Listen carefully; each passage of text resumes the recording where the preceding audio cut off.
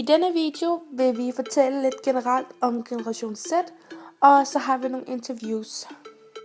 Er vi unge nogle svin, når det gælder rengøring i det offentlige rum?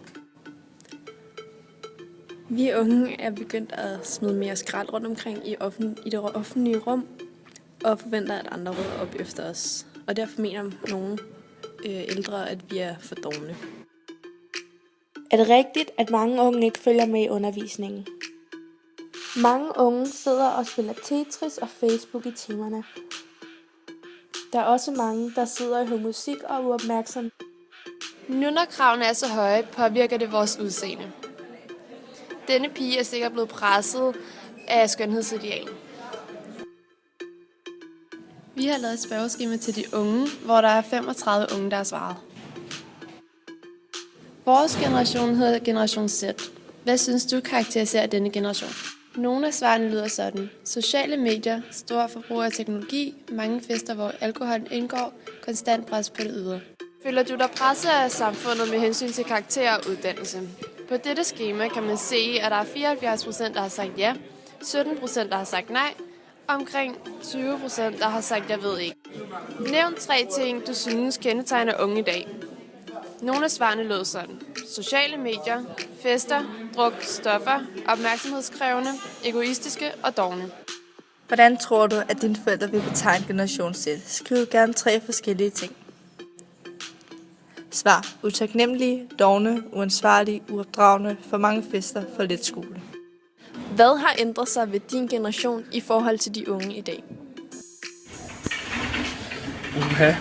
Altså det er jo faktisk lidt svært at svare på, fordi jeg tror, at hver generation har sin egen selvforståelse, og min generation havde sin. Nu som lærer her, der får man jo lidt forskelligt ind.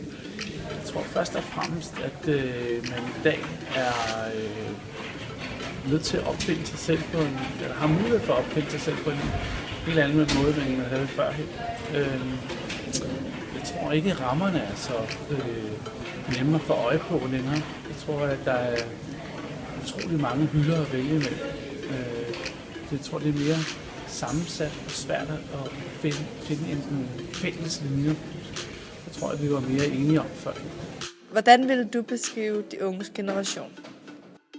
Jeg synes, at det er en generation, som har nogle andre samfundsmæssige udfordringer, end man havde tidligere. Jeg tror, at i dag er der mange holdninger til, man skal skynde sig igennem uddannelsessystemet. Man har en karriere, man skal se frem. Man skal have, kan man sige, det lange lys på, ikke?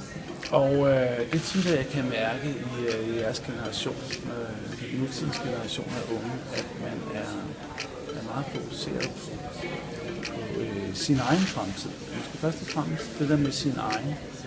Måske ikke så meget, som man var tidligere på sådan en fælles fremtid, som var sådan mere politisk, ideologisk funderet. Så tror jeg, at de her strukturer de er blevet mere opløst. Måske kunne man være lidt fræk at sige, at nutidens ungdomsgeneration måske er lidt mere selvoptaget. Hvordan tror du, den næste generation bliver? Altså, jeg tror, at der er sådan en pendulsvingning, ikke? Altså, jeg tror, man reagerer på hinanden. Jeg tror ikke, man vil ligne de tidligere ungdomsgenerationer. Altså, det kunne være, at det der ideologiske kom mere tilbage igen. Det vil jeg også håbe, at det gjorde. At man fik nogle ambitioner om at lave verden om og forholde sig til fællesskabet. Føler du, at der er stor ændring i din generation generelt i forhold til dine forældres? I forhold til mine forældre vil jeg sige, at teknologien er blevet bedre, og det er blevet nemmere at kommunikere med ens venner. Og så er det meget mere aktivt socialt. Globalisering er selvfølgelig en stor faktor, men som mennesker synes jeg ikke, vi rykker os særlig langt. Jeg synes stadig, at vi er de samme personer, som får en hurtig uddannelse for at hurtigt kunne komme på job og få en masse børn. Der er ikke rigtig så mange, der prøver at finde det sjove i det.